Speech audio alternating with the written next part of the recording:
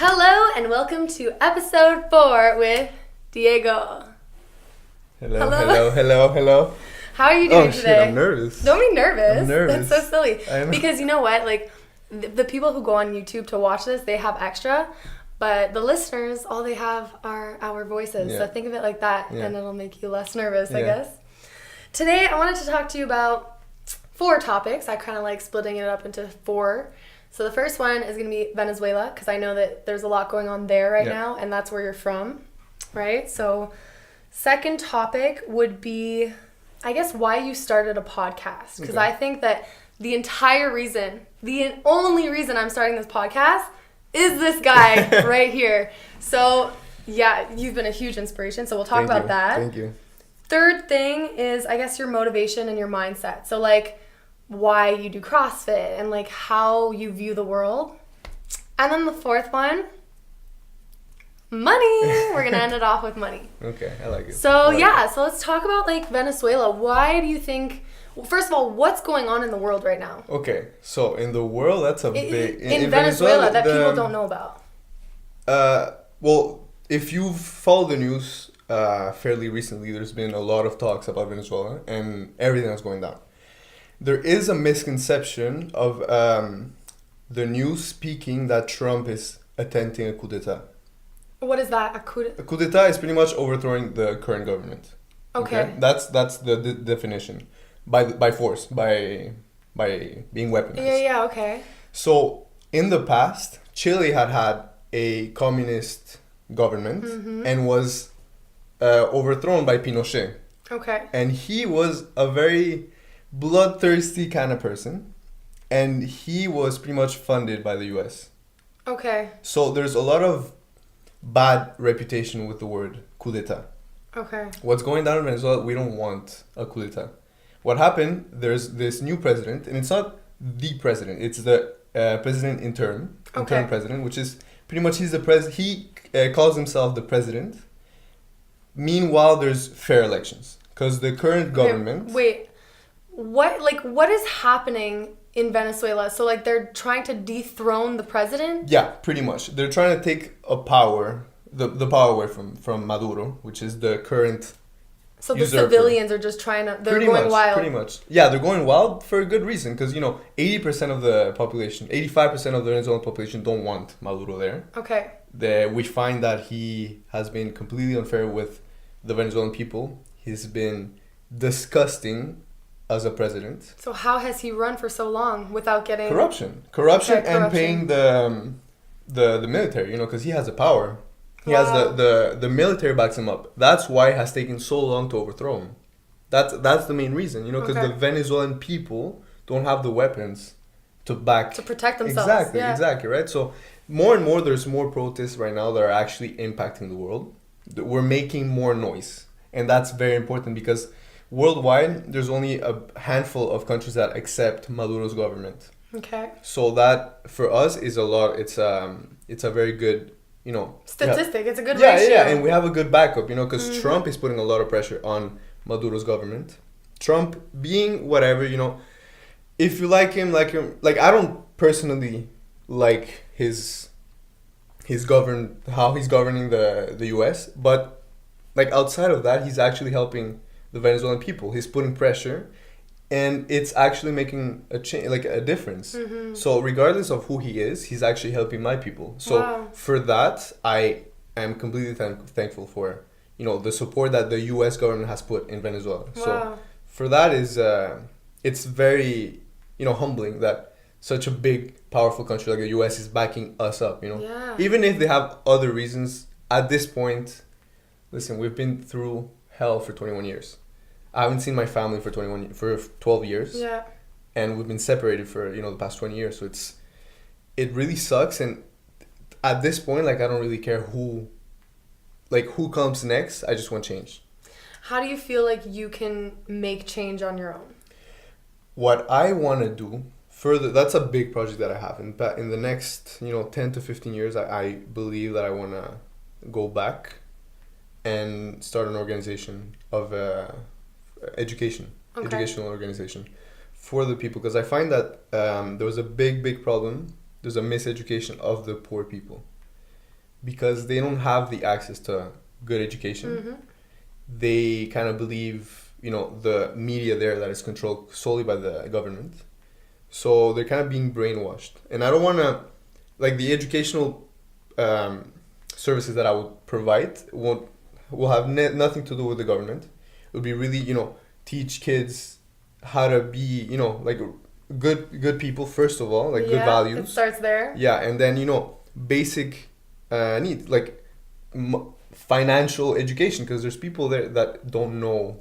Even here in Canada, there's a lot of people that don't know. They're financially illiterate because they don't know how to deal with money. Exactly. And I'm not saying that I'm an expert, because I'm dealing with a lot of financial situations as well. But I find that educating myself, first I want to educate myself properly and then educate other people, because I've been through rough situations money-wise. We'll get to that later. But I wouldn't want to have for other people to suffer. And in Venezuela, the financial situation of the poor people is complete, like it's in another level. Like you don't have idea. Why do you think that not many people from North America actually even know what's going on? Where does the disconnect happen? Because if it weren't for you, I would have no idea what's going on in Venezuela. That's the problem. I find that there is and I blame the current educational system here.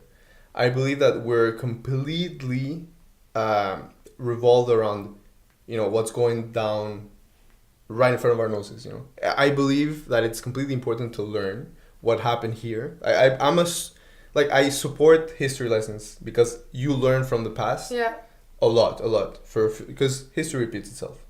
And I believe that learning what's going down in your country, what happened in your country, it's very important. But at the same time, it's important as well to know what happens, what's happening in the world. Because so just like reading, like staying updated on like news apps. Yeah. But like, I don't want to say, oh, you have to read or you have to watch the news, because sometimes like the news, they're very biased. Oh yeah.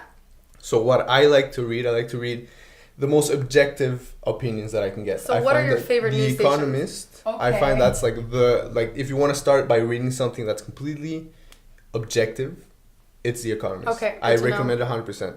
I'm subscribed to them. I read them. They come one every week, and it's super interesting. They're big. There's a lot of information. I cannot get through it all. Yeah. But I really, really, I try to read as much as I can of The Economist, because I find that's super, super, like it's straight to the point, completely opinionless, and it's just, you get the information that you're paying for. Yeah, definitely. So from there, how do you find that what's going on outside of North America in Venezuela, how do you think that that's affecting you in everyday life? Seeing as you're hopeless, you can't really do much in the moment to help them. So how do you think that's affecting you? It's affecting me in ways that I cannot. It's so hard for me to tell people how I feel, because not many people are from my country or come from a country that has, some situation like this. So for me to share what's going on, it's pretty much like there's a lot of people that hear me out, but they don't understand me, and I'm not expecting them to understand me. The fact that I have friends that have been killed, that have been in jail for just protesting. I have family that, my aunt she's like seriously diabetic, and we cannot find the insulin for her, so we have to send from Miami the funds to get for medicine. For medicine. No. Something so simple. Something that we simpler than that. Toilet here. paper. Yeah. Toilet paper. People in Venezuela kill to get a roll of toilet paper. You understand? Like it's the situation there is to another point. And like for me I know that this is the situation. To tell people, oh, this is what's happening, people don't believe me. Not just that, but people, it's not tangible for them, or even for me. It's like, it's a story. Exactly. It's just a story. Exactly. For you, it's people Exactly. It hits you. And the problem is, it affects me. Yeah. And like I'm gonna be fucking sad on a day. Sorry, I don't know if I. It's profanity. Okay. You can swear here. So I'm gonna be fucking down one day.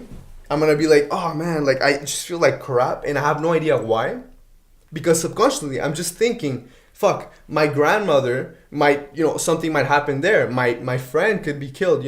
Exactly. So for me being here, living the pretty much the greatest life that I can live, and not, being there with my people, I find that it's very hard for me. So Psychologically. does it affect your relationships on a daily basis? 100%. Oh, really? Yeah. I find like when there's something, for example, in January 23rd, there was a big manifestation worldwide, pretty much. And that day, I cannot speak to like my friends or my family properly because I had so much information of what happened. Like I wanted to keep myself posted on what was going on minute by minute, right? So I was at work. I didn't do shit.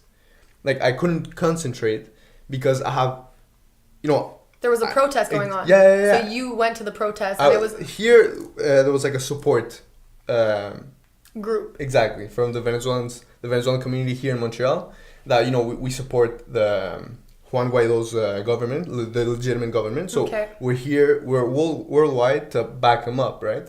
So, apart from that day, like, what about every other day? How does it affect like your normal relationships on a normal day? I find that I try my best to, just be like a regular person here, Present.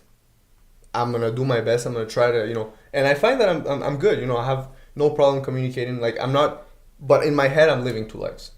You're living two lives. Yeah, for That's example, powerful. me, we're talking, and we're friends, and we're gonna have great time together and whatever. But at the same time, every second, I have like shit. What's going on in your head right now, Ben? Right now, I'm good. Right now, like I'm concentrating on here. You have something. You're living two minds. You're living two lives. Yeah. So you're talking to me, but in the back of your head, what's going on?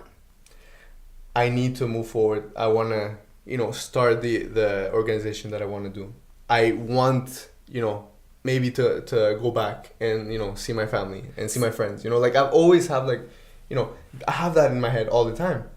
Just thinking, wow, this person in my country is doing this. I would love to be there to support him or her, So in my head, I'm living like two different lives, and all Venezuelans abroad are living the same situation. So I feel that I can connect with other people, because. But can you really connect with them if you're not here and you're not ever there? So you're like living two lives, but you're never fully present in any one. Yeah. 100%. So how can you connect if you're never fully in this moment right now? That's something that I have a lot of trouble with, And I don't feel that, I know that I don't show it, because not many people actually perceive it, because I'm very good at hiding this. Because I've been training myself for 12 years. But it hurts, that I don't have to be, like, I can't be honest all the time, because... Why? Why can't you be honest? Because it's irrational for me to be like, oh, okay, I'm just gonna completely like forget one of the two lives. I'm gonna forget about. Why forget it though? But that's what I mean. Like it's so hard for me just to close one and then just focus on the other. Because I'm thinking, okay, I'm living my current life here in Montreal, but at the same time, I could have, in my head, I have this scenario. What would have happened if I would have never moved? And it's a scary situation. Like I find that my life here is so great, but I don't know what, there's always that what if, and that's such an uncontrollable, like I hate that feeling of what if. Whenever I want to do something, I try to say I have to do this. Yeah. Because I don't want that what if in my head. Mm-hmm. Because I'm traumatized because of what happened in my country, and like because of what I left. What if I would have stayed? Would I survive? Why put yourself through that mental warfare for nothing? Like you're creating these scenarios that are just they don't exist. I know. So why do you do that to yourself? I don't know. I have no idea. It's just the way that, because I really feel that it's, it's like a childhood traumatism. And I find that something that I need, maybe not console, but work on it. I started meditating because of it. And I find what was the trauma that you lived through? Just being there. Just being there, seeing people suffer, and now people are suffering more, and I'm not there to support them. And I find that if I would have done, I don't know, like the protest there, I know that I would have been completely useless, throwing rocks, like a bunch of other young adults just throwing rocks, protesting, but it's like. They're they're taking that anger and showing the government, fuck you. I don't want to take your bullshit. I cannot stand what you're doing, so I'm protesting and I'm throwing rocks at your face because you're a fucking asshole. I believe that I cannot do that. So I have that that anger. Rather than look at this as anger because you're not there physically throwing rocks, why don't you look at it as you've been given this crazy opportunity to be here, which everyone else who's in Venezuela would kill for that opportunity. So rather than think I want to be back there with them, why don't you use what you have and work it to your advantage to help them? And then what could you do? I should concentrate on that. You should put your energy into that, because right now you're putting your energy into things that you just can't control. It's doing you literal harm in your brain. I have no idea. And you're spinning in circles just being like, what if? I'm not there to help. All of these things are wrong. I'm a piece of shit because I don't live in Venezuela. Yeah. Whereas no, I'm here. My parents moved here. I'm an immigrant and I can freaking use that to my advantage because I live in this amazing country. Freedom. Yeah. And resources and business, and you're starting a podcast. There are so many great things going on with your life that you need to focus on that, because the minute that you focus on that, things are going to grow, and then you're going to realize that, oh my God, you're climbing the ladder, and then you're getting more power, and then through that power you're going to help them back there. So you're just focusing on the wrong things, I find. But so deservedly, you have every right to. Because I can't even speak on what that would feel like to have family and friends getting killed, living through this when I'm here. It would feel like I would feel guilty. Yeah. I would feel guilty. That's the thing. You feel guilty, and there's I know rationally I have no reason to feel guilty. But the fact that I am not there, I don't feel that I'm helping as much as I could. That's what kills me. You're right, Fiona. I really have to focus more on what I can do right now. Yeah, 100%. 100%. Rather than spend the 20 minutes being oh my God, use that 20 minutes to be okay, that's fine. This is happening. It's out of my control. Yeah. Let's do something to make it in my control. Yeah. And then hone that. Yeah. I have to concentrate on that. That's also why I started meditating, because I find that I am way too much in my head. Yeah. And it's killing me, and not only that, I lose time. I would honestly just think, sit down for 20 minutes and just, my mind would just roll nonstop of information of, oh shit, what happened, and things at the end of the day I just wasted 20 minutes, exactly. An hour sitting on my ass, not doing it, not producing anything, visualizing the worst. Exactly. So for me, that's a big issue that I have to work on, and it's so hard. It's such a hard thing. So what are you doing in your life right now that you feel is good that's going on? Yeah. So we just started the podcast off with the evils of the world and the things that are really negative and the things that are really hurting you. Yeah. What's positive right now in your life that you're happy and excited about that will help with what's going on in Venezuela? I started a podcast. Ooh, the segue! So I started the podcast just to go a bit sad and then go back in the happy dandy thing. I had a good friend of mine that passed away, and from here.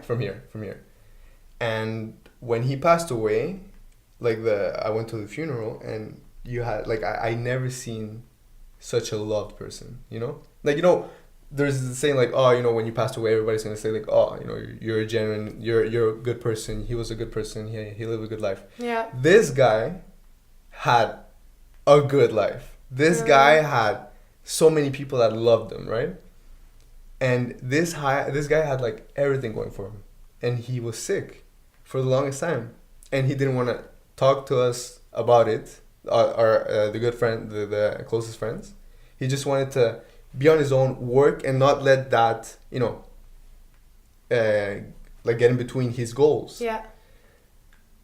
When I heard that, I said, this man had everything going against him, and he still pushed. He was straight A student in aerospace engineering in McGill. Super, super good soccer player.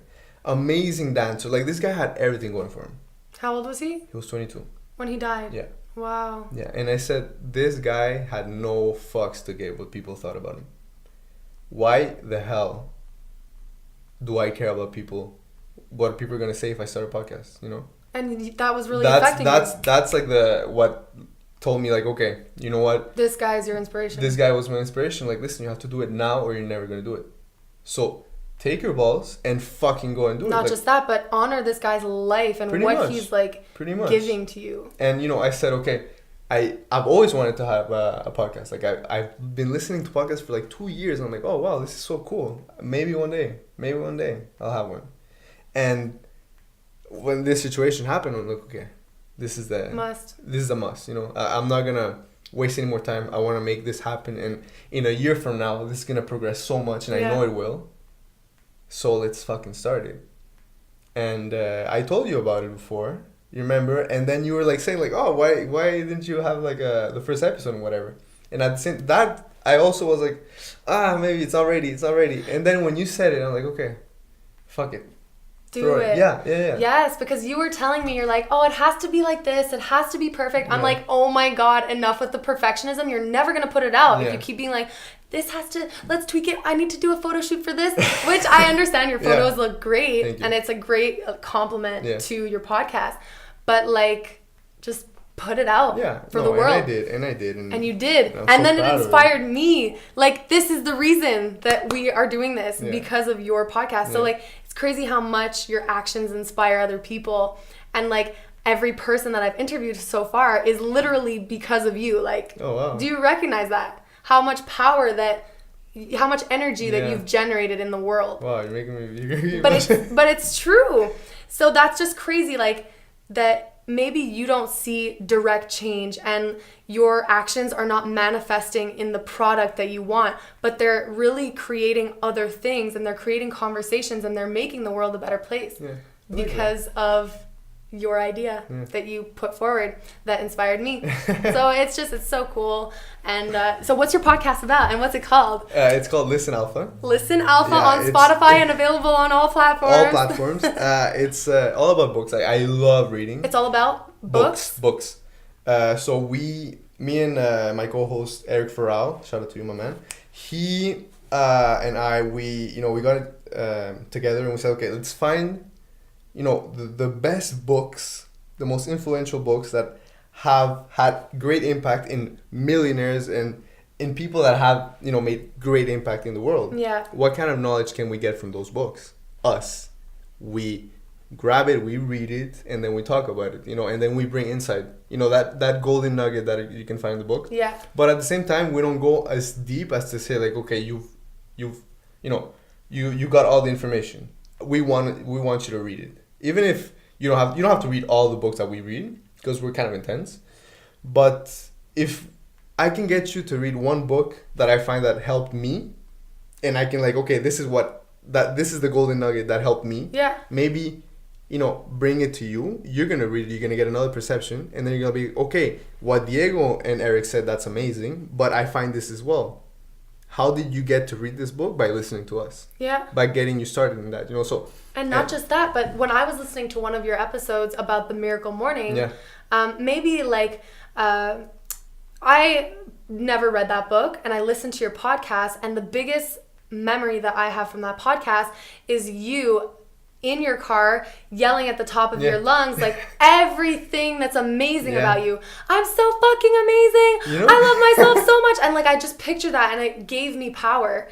And I was like, maybe I'm not going to read this book, but I'm going to remember that memory from that podcast. Yeah. So like maybe you're not just telling someone to read a book, but maybe you're giving them an image that like keeps them going and that they implement in their lives. That's crazy, because 20 people counting you have told me that. Yeah. That's what impacted me from that podcast. So that's It's that's what stood out on that podcast was that personal, vulnerable moment that you're like, oh my God. Yeah, and I didn't want to share it actually. That's crazy. See? Because you were so vulnerable, and that you don't realize like how sensitive people are and like how they're longing for that connection.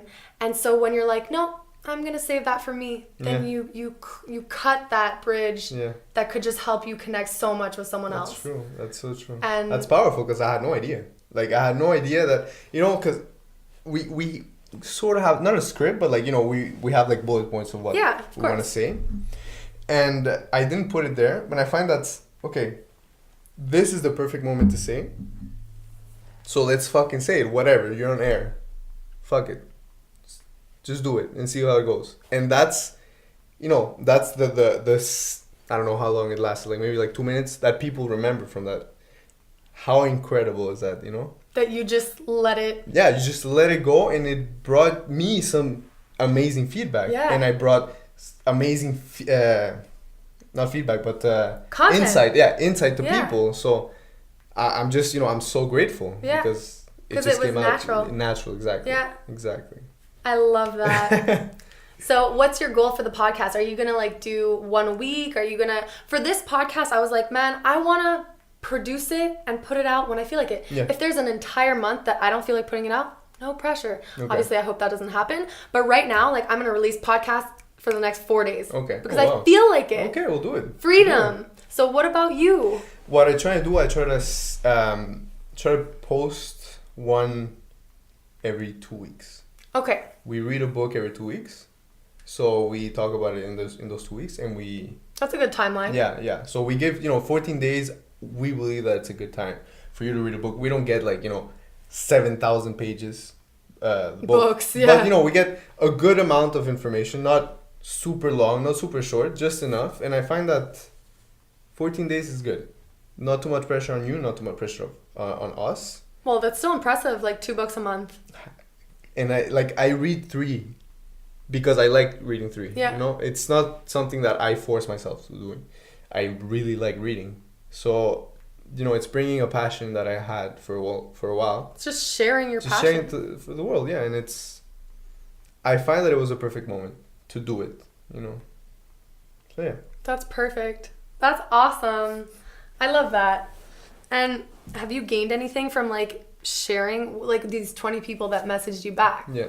Who were like, oh my God, what does that make you feel like when you get feedback from your art? Because a podcast and sharing yourself, that's art. What do you gain from that? I gain I don't want to say influence. I don't want to say influence. Why? Why is that a dirty word? It's not a dirty word. I just don't. Why don't people like that fucking word? You're the second person to say that. Yeah. It pisses me off. You know why? Because it's been misused. Why? Why? Because everybody and their cat calls themselves influencers, and what I don't like is some people don't bring good value. I'm not saying good content. I'm just saying good value. People that are calling themselves influencers are gonna bring, insults, bad stuff to the world, and I find that influencing is such a broad word.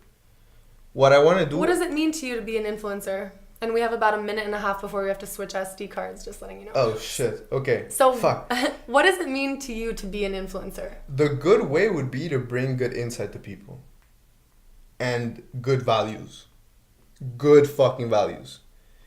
Not anything else, What I got from my podcast is bringing good value to people.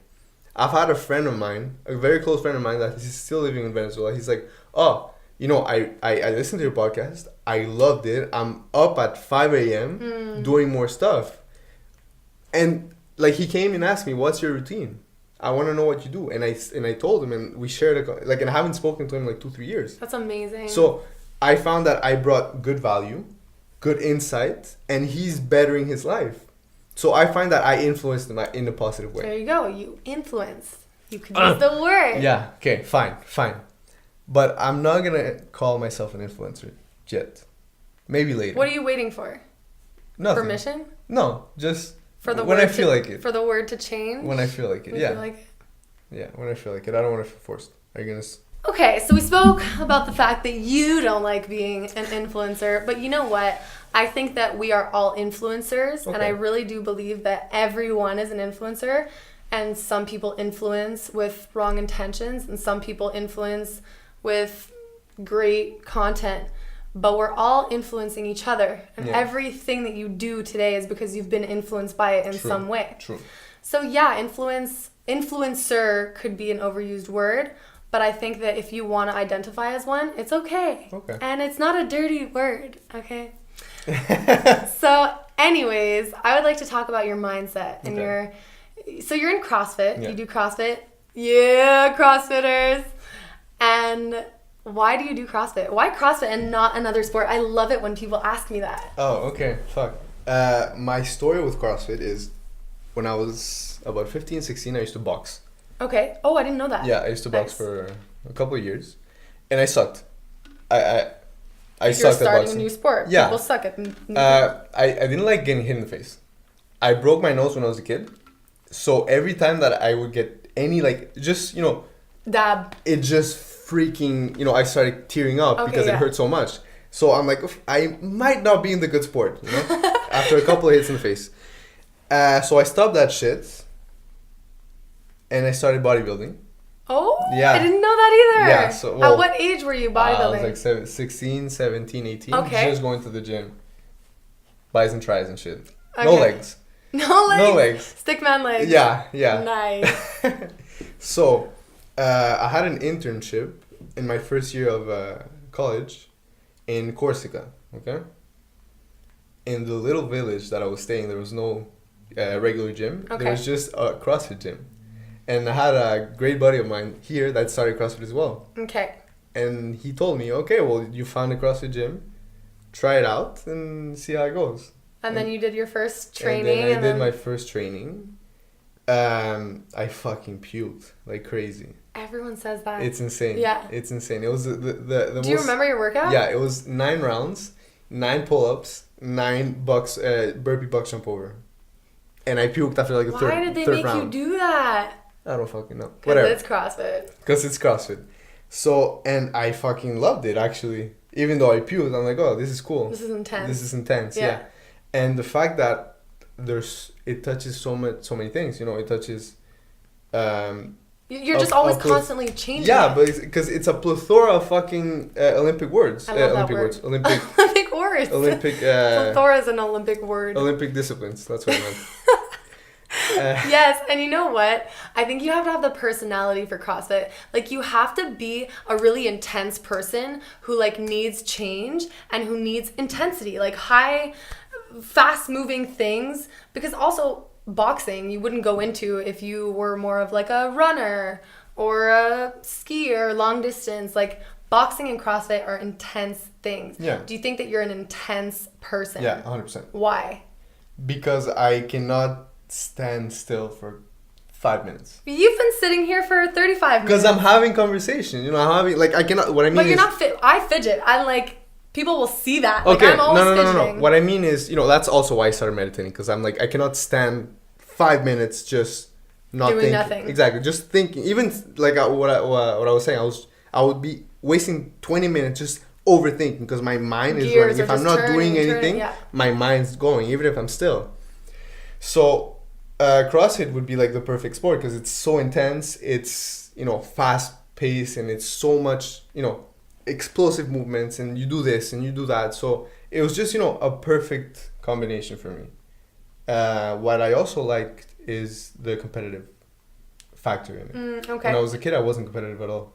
I sucked at sports, and I hated doing sports because I sucked, because I wasn't good enough. Because I was so competitive, like, my friend's better than me in running. So I'm not even gonna do it. So I'm not gonna try it. Fuck him. Are you serious? Yeah. That's how it was. That's how it was. Ego. It is 100%. I had a big ego when I was a kid, right? It's because I wanted to be the best at everything that I did. So and did I I. sucked at soccer. I sucked at running. I was good in swimming though. Oh. Yeah. I was good in swimming. But then when I got into CrossFit, I'm like, okay, I cannot just fucking sit in my corner if I'm not beating someone. Why am I not beating him? Push harder. Push harder. You can do it. And why do you think you were good at CrossFit and you weren't good at, like, freaking soccer? I feel like CrossFit's so intense, Because I found a rivalry. I found that super important. You found a person? Yeah. Oh. My best friend, do we know? William. Oh, yeah. Shout out William. Shout out William and Zig.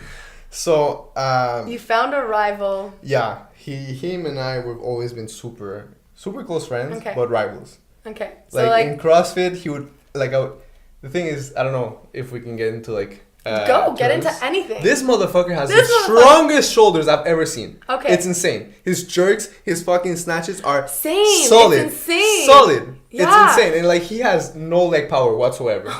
But Shade. Whatever. He fucking knows. He knows. I love you. So but his arms and his shoulders are so fucking strong. And like for me, it's such a hard movement, anything overhead, because my arms are so long. Or they'll shake. Yeah, so I'm like, fuck, the worst of mine is the best of yours. Why the fuck is that happening, right? I want to be the best. I want to beat you in that. So it was just like, okay, I'm going to have to do this. I'm going to have to do that. And for a while, we're like, head to head all the fucking time. Still now, like you guys were cleaning together. Yeah. And like cleaning is like lifting weight. Yeah. So yeah, him and I, we've been always, super competitive, and it's just that, like, I found this, this partner that pushed me as much as I pushed him. And I find that really, helped me out of my ego. Did you find, though, that, like, it was kind of a healthy rivalry? Yeah, or 100%. At any times did it kind of get, like, a little hard to cope with? What if he's better than you at certain things and it really gets to you? It got me 100%. Oh, it did get you? Yeah, it did. So that's not really healthy for the mind if you're focusing on him and you're not focusing on you. Yeah, but at the same time, it's humbling. He's good at that. Sit down, son. You have some work to do. Sit down, son. You have some work to do, but fuck, you can do it. If he can do it, you can do it. So it's a healthy rivalry, because I would never be like throwing shade at him and like just being like, oh, fuck you, you're such a... I would, But let's say that, like, for instance, you do a workout together. Okay. And you push yourself beyond your limits. Okay? You're like dying. You tested this last year. You got 20 minutes better this year. And he gets 2 minutes before you. How do you feel? I would feel devastated 100%. That's insane. But you progressed so much and you pushed yourself and you did amazing things, and he beat you by 2 minutes, and you'd be like, fuck. But that's the thing. My metrics are all fucked up in that situation. Yeah. But at the same time, I would say like, shit, this sucked. He beat me. Time to work harder. Yeah. And I say to myself, okay, he beat you in this today. That's not gonna happen again. Make it not happen again. Make sure that doesn't happen again, because you're not gonna forgive yourself. And I say, I'm not taking no for an answer. There's no way that he's beating me in this again. I don't care about the possibilities. I don't care about the what ifs. So what happens when he beats you again? He won't. But what happens if he does? He won't. That's the thing. But he will at one point. Okay. What happens? I sit down again and I say, work harder. So you're just constantly chasing him, and you're not ever satisfied? No, that's the thing. I'm not chasing him. I'm chasing my own potential through him by using him as like the cheese on the treadmill. Everybody has a rabbit that's chasing, and everybody is someone else's rabbit that's chasing. I like that. You know what? Yeah. So for me, for example, in that situation, Will is the rabbit that I'm chasing. And he might be chasing a bigger dog. He might chase another dog, exactly. Or a fucking rabbit. Rabbits chase dogs anyways. So, and I might have someone chasing me. Yeah. So I cannot sit on my ass, because not only I'm not catching him, he's catching me. So for that, how to process this would be the constant improvement of yourself. Yeah. That's how I see it. And what happens if you pass William? There's always another rabbit. Okay. So you don't slow down? No. You just get a bigger rabbit, fatter rabbit. Now it's Dave Fontaine that I'm looking. Oh, really? Yeah. William is like out of the picture. No. He's still got, stronger shoulders than me. Okay, but but now you're chasing David. Yeah. Who do you think David is chasing? I don't know. Maybe Dominic. Interesting. So you guys are all chasing each other. Yeah. And maybe Dominic is going to chase Will in some other things, So it's going to be always, we're always chasing each other for the better. And that's what brings healthy competition, healthy rivalry. The fact that we're not only pushing each other, getting better, because I'm going to catch you, so you better step up. Do you think it's different among girls, though? Yeah. Yeah. Why? I don't know. Like, it's maybe... this is such a delicate topic because, you know. It is. Yeah. Because, you know, I'm a lady. Yeah, but you're go, a lady. talk about it. I'm interested to hear what you have to say. My opinion. Yeah. I believe that there's more. I have to choose my words carefully. No, I want you. Don't filter. Okay. There's more hypocrisy in between women, in my opinion. Hypocrisy. Yeah. Okay. There's more of a hypocritical thing, and that's completely. I'm generalizing like crazy. What do you mean by that? Give me an example. Let's just say, you know, there's a like a meme pretty much that's saying like, you know, this girl, you're gonna see your friend like, girl, how's it going, whatever, and then there's another person like, this chick is such a beautiful girl and whatever, I love you, and then when that chick leaves, she's like, this fucking bitch, you know. Oh my god. For example, with Will, my best friend, in front of him, we will throw insults at each other. You have no idea. Yeah. Like insane, and he's good at that, but. Behind his back, I'll always say that he's a good guy. You know? Yeah. Because I mean it. I think it depends on the relationship, but I do know what you mean. Yeah, 100%. Women are quicker to judge and to be catty like that. But there are men that do that. There are men that do that. But guys are catty? I've never seen that. I can't even picture it in my head. A guy being like, he's such a... bitch, like, you know. No, but we're gonna have different things, I guess. It's just like, it's not gonna come up. I don't fucking like that guy. Or something. Yeah, for no reason. For no reason, yeah. For no reason. For jealousy, you know, and that comes from, like another.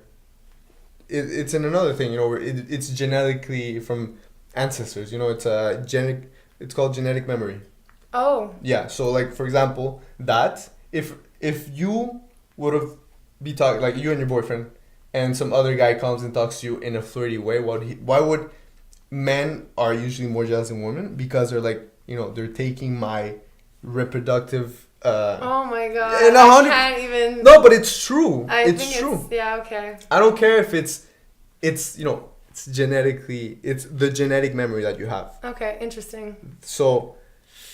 If it's good, if it's bad, I don't know, but it's true. Okay. Let's just leave it at that. We can leave it at that. Yeah, because you're going to hit me. No, I'm not going to hit you. I just don't understand. That goes on another topic of like guys feeling dominant over girls and like girls belong to them. Yeah. I hate that. I think that's from ancestors. I think it's something that has slowly, thank God, started dissolving with like millennials and the new age and evolution and equality. Yeah. I don't like that notion that like women belong to men. No, 100%. I don't like the fact that I will be jealous would be not saying like, you cannot do this, you cannot do that. That's completely irrational. Yeah, that's controlling. That's stupid. That you cannot do. Yeah.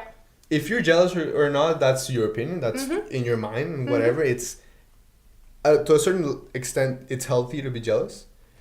But I don't believe the fact that you can say like, I don't want you to talk to him. Why? Yeah. No, because I don't want to. Yeah, that's wrong. You can do whatever you want. Like, you're not my possession. I don't own you. Yeah. So you don't own me either.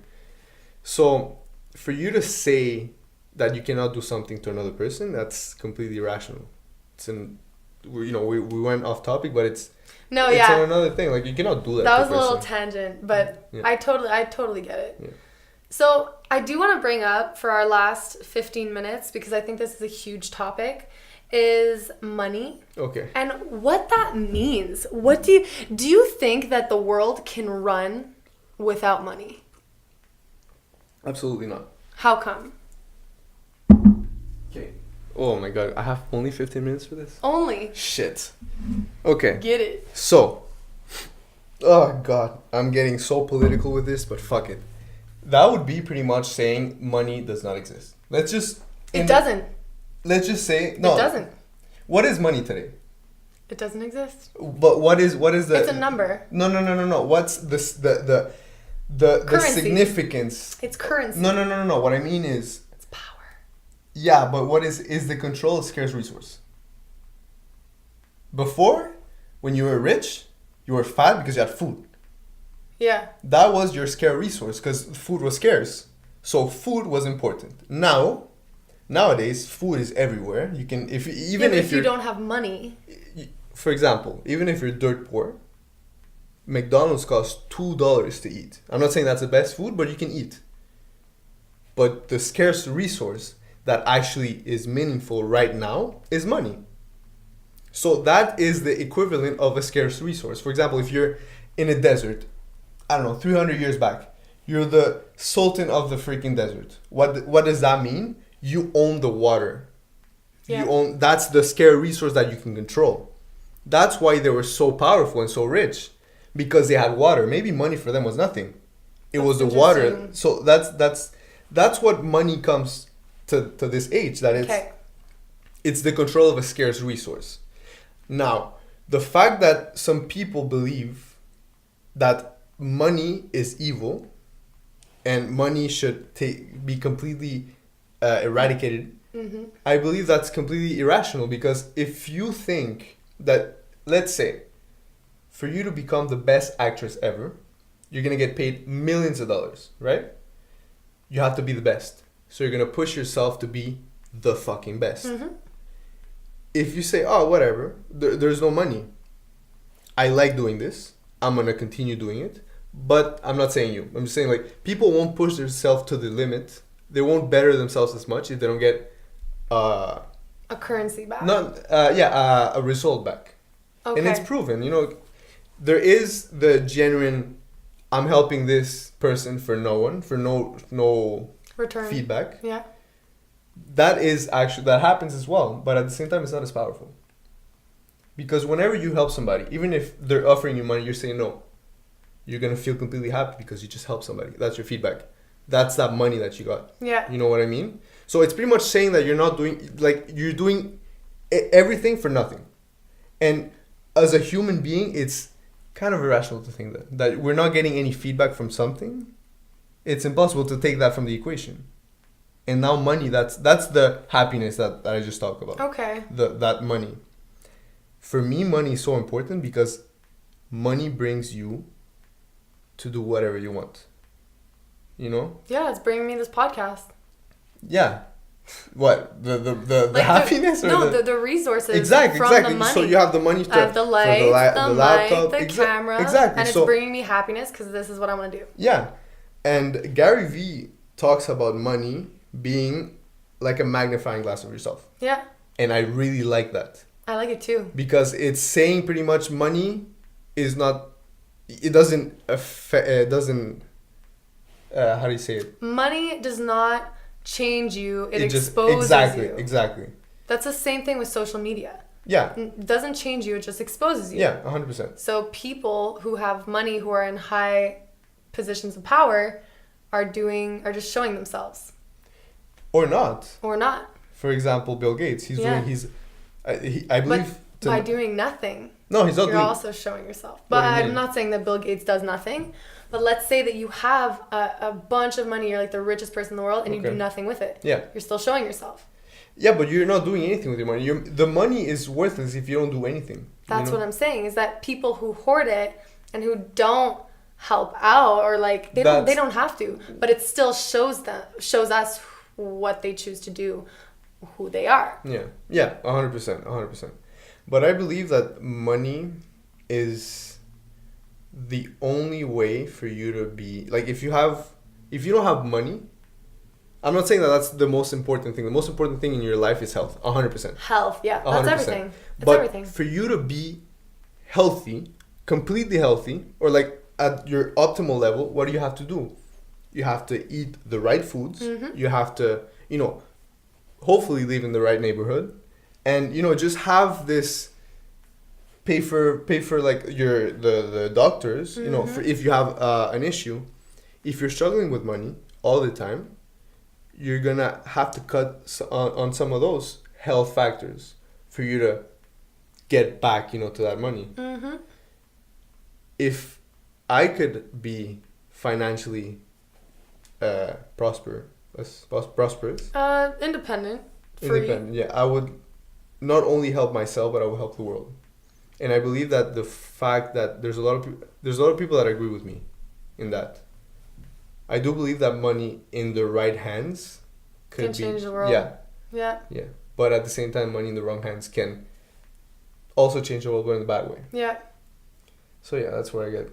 And we were talking on another day about how, like, if you had $10,000 in your bank account, that life would be so different. Yeah. Would it? The fact that you said, because when I told you this, let's just put it in. Let's context it. Yeah. We're talking, and like you're saying, like, oh, money right now is not the issue because I'm not really happy with what I'm doing, and I'm just doing it for the money. And then I just said a random number, and I said $10,000 because I believe that that's like the money that I need to get started myself. So what would you want to do with that money? If you give me $10,000, wow, I would honestly, I don't know. It's so hard because it's true that when you put it in like that, $10,000. Well, because I said, you know what, Diego, if you want to quit your job, I'll give you $10,000 right now. I'm handing you over this money right now. Quit your job tomorrow morning. How are you going to live your life differently? And you were like, shit, I don't think I would live it any differently. Yeah. I would just probably work on my projects. Yeah. So you'd be doing the same thing with or without that money. You know what? Okay, let's say you give me $10,000. That's going to give me a cushion for me to kind of quit the job that's taking me so much of my precious time for me to continue doing what I want to do. That's what that $10,000 would mean to me. For me to be able to keep on bringing in an income, because it's important for me to bring an income doing what I love. Yeah. Imagine, I that's also what I want. Like people, I have a good friend of mine that it's an artist, and he's like, oh, don't do it for the money, because if you do it for the money, it's not going to be good. But I believe that if you do it and you get a monetary feedback, you're going to be able to do what you love. Well, for sure. That's the dream. Yeah. You want to be able to do what you love and get paid for it. Exactly. But you have to start by doing this shit for free. 100%. Because I'm not getting paid doing this. So if you want to donate now. But at the same time, that's going to get you where you want to be. Yeah. To a point that you're going to get Canon sponsors and, I don't know, some Apple sponsors and whatever. You will. Maybe. You or will. like, oh, talk about this topic for 10 minutes. Talk about Dove soap. Yeah. Shout out Dove soap. For 10 minutes and then... So, but of course you have to start... Somewhere. And you have to be patient. I'm just saying this to myself, but I have to be patient. I know. Yeah. We all do. Yeah. We all do, because I'm impatient sometimes. But starting this has made me super, super patient and just grateful to be able to, like, converse with other humans. Yeah. That's really, like, I wouldn't be doing anything different. If tomorrow came and I was like, I won the lottery, I would still be like, okay, who can I interview? Because I want to know what they're doing with their lives. Cool. So I'm really living my dream, and I'm so excited about it. That's cool. In the last 7 minutes, I want to ask you 2 final questions. Okay. So one question is going to be, what life hacks do you have for somebody who is just lost right now and who needs, like, help with sort of navigating through this world? What life hacks can you give them that have helped you? Waking up earlier. Really? Yeah. What about with someone like me who has a nighttime job, who gets home at like 12 a.m.? Do you have to do something important in the morning? Gym. The gym. Okay. Wake up an hour earlier. An hour earlier? That's all I asked. Just an hour earlier that you would wake up normally, for you to have, imagine if when you wake up, you have this to do, that, you brush your teeth, you drink water, then you make breakfast, then you leave. Yeah. And you're like super tired and super stressed. Wow, give yourself 20 minutes for each thing? Something like that. Wow. If you go back and you give yourself one more hour and say, like, okay, I'm going to wake up in a more relaxed manner. I'm going to write in my journal. I'm going to drink water. I'm going to do my affirmations. I'm going to do this. I'm going to do that. I'm going to start my day in the right fucking mindset. And then I'm going to tag the gym. I'm going to kill the workout. And then, just giving yourself the time in the morning to get yourself ready for your day is going to get that endorphin level super high. Yeah. So your day is going to be just happier. And just start it off with the right intention. Exactly. So for me, a life hack for sure be... Wake up earlier. Just an hour earlier for you to have more time to be happy and attack your day in a happier mindset. For sure. Okay. And I don't sleep that much, so like it helps. And how much do you sleep? 5 hours a night. You sleep 5 hours a night? It's not good, but I do that, yeah. Why? Do you set an alarm? Like, how do you feel in the morning? I feel great. I can wake up like this. Why do you think that is? Because I'm impatient. Or do you think it's because you're driven? Like, and there's something pulling you up to get up? 100%. 100%. Yeah? Because you know you have work to do. Yeah, that's exactly it. It's impossible to do it every day. There are some days that are exhausted. Usually 1 day a week, I would sleep a whole full 8 hours. Okay. But usually 5-6 hours. That's crazy. Yeah. And this guy goes to the gym. Yeah, at 6 a.m. Like 6 days a week. 6 days a week. Yeah. So it's possible. It is. For everybody. Not only for me, I'm not superhuman. I'm far from that. And I can do it. And I would say, like, I've seen a change in myself. In the last 2 days, I've had 4 hours of sleep a night because I started this podcast and I have work to do. Yeah. I have, like, people to interview and I don't feel tired. I actually feel more energized in the gym. That's amazing. And I'm, like, so energized. Whereas before I was sleeping 8 hours and I would wake up so exhausted because you don't have, like, an intention for your day. Yeah. So the last question in the last 4 minutes of the podcast is, for somebody who is about to give up on their dream, this can be anything from being an architect to being a drawer to being a singer, and they've like worked and worked and worked, or they haven't even started and they're like, I don't want to do it because I don't think I can. They're about to give up. What do you tell them to keep going? Okay. There's this, imagine for me, let's just say that you're saying that to me. It's saying pretty much I'm committing suicide on my dreams.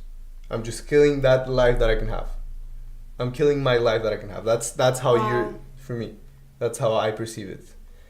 I had a teacher that told us a story, a very impacting story, of one of his students that was suicidal.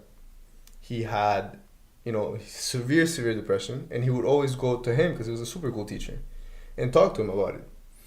For a whole, I think it was like a 4-month period.